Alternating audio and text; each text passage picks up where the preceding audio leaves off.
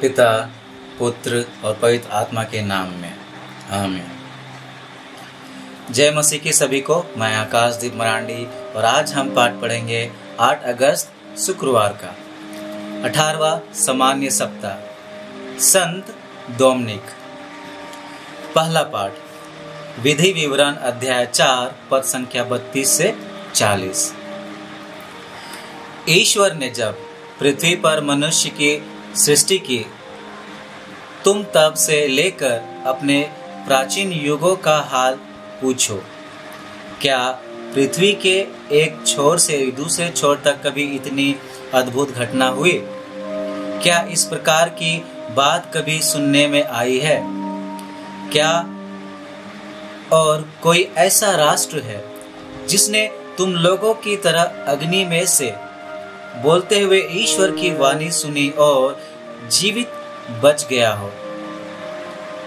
ईश्वर ने आतंक दिखाकर विपत्तियों, चिन्हों, चमत्कारों और युद्धों के माध्यम से अपने सामर्थ्य तथा बहुबल द्वारा तुम लोगों को मिस्र देश से निकाल दिया।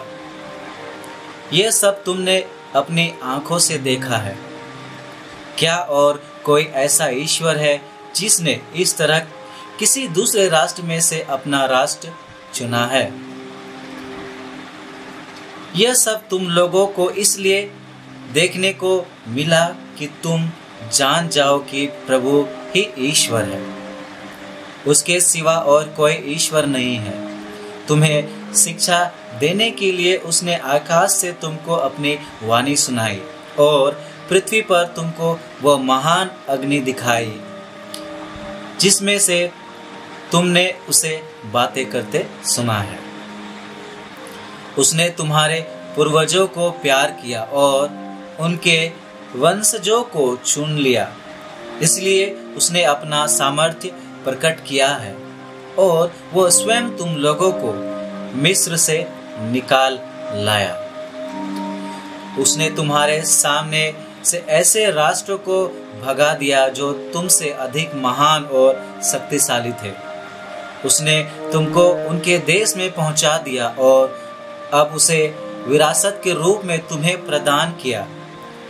ये जान लो और इस पर मन ही मन विचार करो कि ऊपर आकाश में तथा नीचे पृथ्वी पर प्रभु ही ईश्वर है, उसके सिवा कोई और ईश्वर नहीं है। मैं तुम लोगों को आज उसके नियम और आदेश सुनाता हूँ, तुम उनका पालन किया करो, जिससे जो देश तुम्हारा प्रभु ईश्वर तुम्हें सदा के लिए देने वाला है, उसमें तुमको और तुम्हारे पुत्रों को सुख शांति तथा लंबी आयु मिल सके। सुसमाचार मत्ती अध्याय 16 पद संख्या 24 से 28।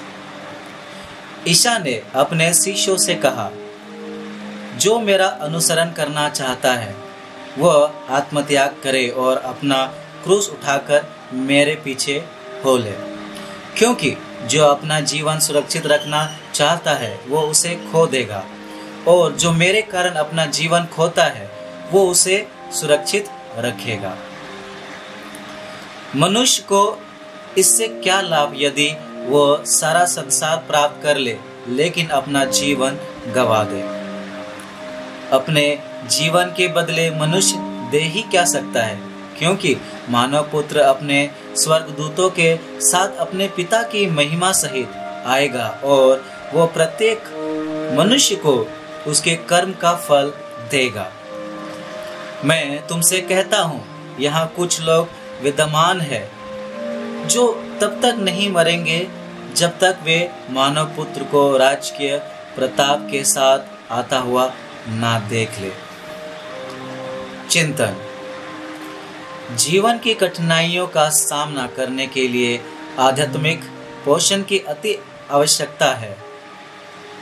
प्रार्थना हमारे आध्यात्मिकता को पोषित करती है तथा पापों की क्षमा हमारे हृदय को परिशुद्ध करती है और इसी संदर्भ में यीशु ख्रिस्त मसीहा बनते हैं।